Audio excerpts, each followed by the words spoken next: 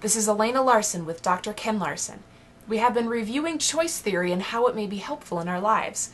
Dr. Larson, thanks for joining us again today. Thanks for having me. I really enjoy sharing with you. You ask intelligent questions. Let's go ahead and get started. What's your first question?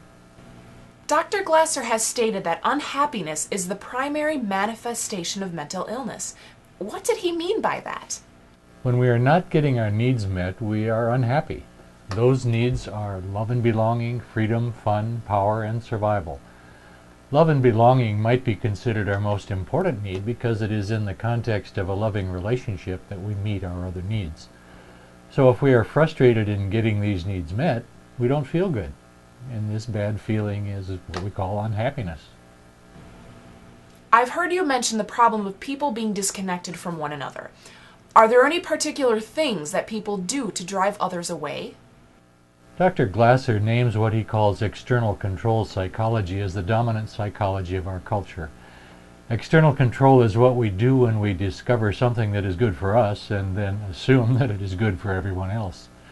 Our efforts to control others to do what we think is right for them drives people apart. Reading the book Choice Theory will give you a much better understanding of this external control psychology. Can you describe some of the things that cause this alienation? Dr. Glasser has labeled the 7 deadly habits that are the ways that we exercise external control in our relationships.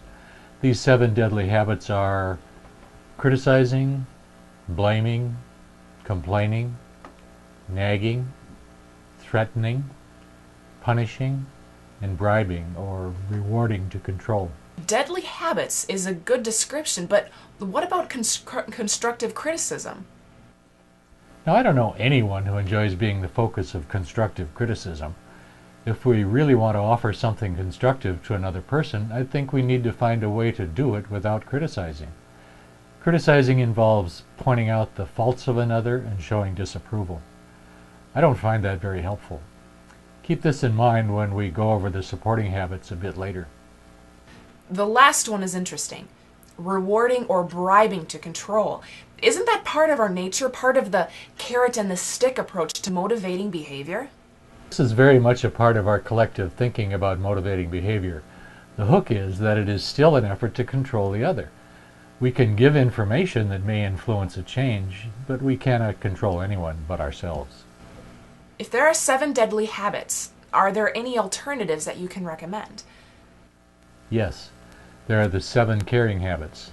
Their names are pretty much self-explanatory. They are supporting, encouraging, listening, accepting, trusting, respecting, and negotiating differences.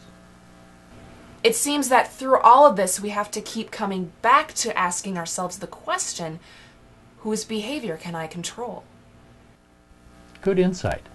At first this may be challenging because most of us have been raised under the influence of external control.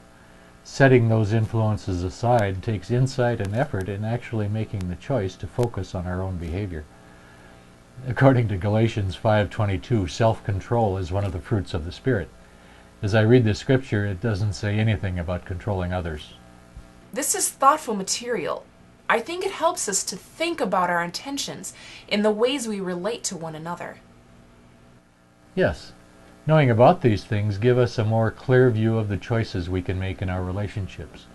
If we can ask ourselves the question, will this bring us closer together or will it drive us further apart? We can be more effective in our efforts to follow the Lord's admonition to love one another.